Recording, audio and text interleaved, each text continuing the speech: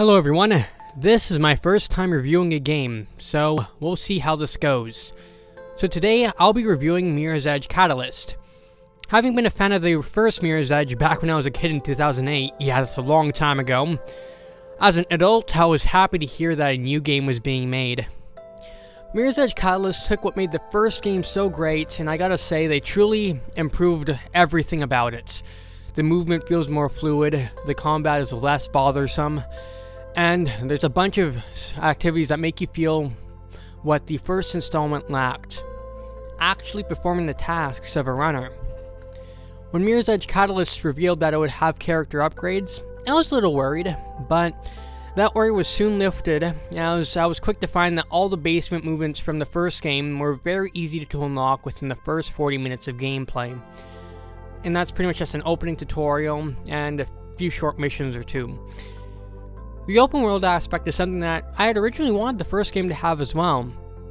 To be honest, I dreaded the linear paths of the first game, and I felt like I was having to follow predefined markings even after figuring out the most optimal routes.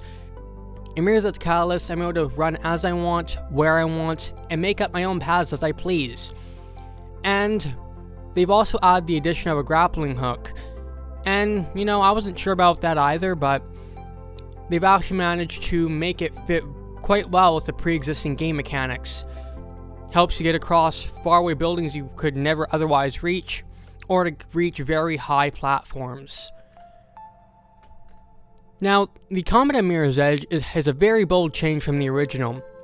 The combat in the original Mirror's Edge genuinely infuriated me, and, you know, just felt out of place. Hand-to-hand combat was nearly impossible, and picking up guns made the entire game feel like something else, something it wasn't intended to be. When I could, I would simply run circles around enemies while waiting for an elevator to arrive. In Mirror's Edge Catalyst, the combat is streamlined to fit Faye's fast-paced nature. Ziplining and springboarding into enemies and following up with a wall run attack is very satisfying. When you're fighting enemies with no momentum, however, things get a little tougher. Enemies become less forgiving, and you're less likely to be able to take them all out unless you can coordinate your attacks. It really encourages you to combine parkour skills with your environment to make your attacks more effective. If you think about it, having a full body whack into an enemy is more effective than simply punching them and kicking them from a still position, and it makes you feel like a badass. Mirror's Edge Catalyst managed to make me feel what I didn't get in the original. Actually participating in the tasks of a runner. You can do different sorts of deliveries, and they all have time constraints forcing you to move as optimally as you can.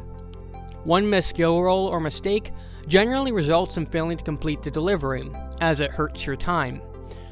While this could be infuriating for some people less in tune with the game's mechanics, I enjoyed the Die Hard challenge, often spending a good 10 to 20 minutes trying to successfully complete the deliveries. Each time making subtle changes to my route and actions to shave off time. When finally completing the deliveries, there's a huge rush of relief and accomplishment. I also had a similar feeling with the user-generated time trials. Except when you complete a time trial, your time is posted and compared against other people who have done the same trial. And you're then encouraged to improve your time in order to get as close to the top of the leaderboards as possible. And personally, I can't resist trying to get to the top of them. Now, I'll briefly talk about the story, but to be honest, it's not the reason I purchased this game. The first game kind of set my barriers pretty low in regards to storyline. So, I'll say this. I'll consider it a massive improvement over the original Mirror's Edge.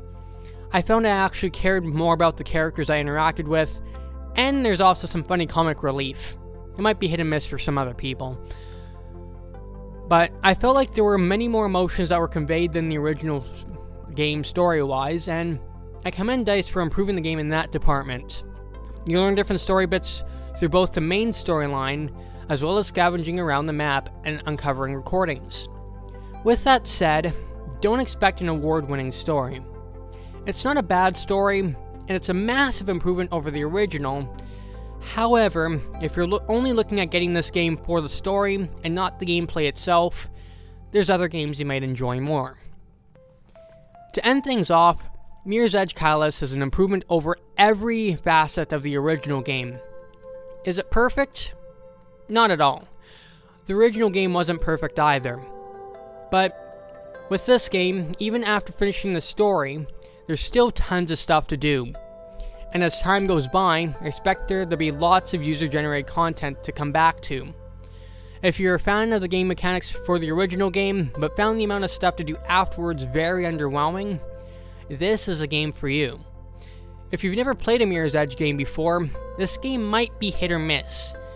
If you don't enjoy this as your first game going into the series, chances are you won't even like the original game. Now, I'd encourage you to use something like EA Access, that's for the Xbox One, or Origin Access on the PC, to try this game before you buy it if you're unsure about, spending your money. I was able to play up to 6 hours into the game's storyline before making the decision to buy the game. And the progress is carried over. So, that's my review for Mirror's Edge Catalyst.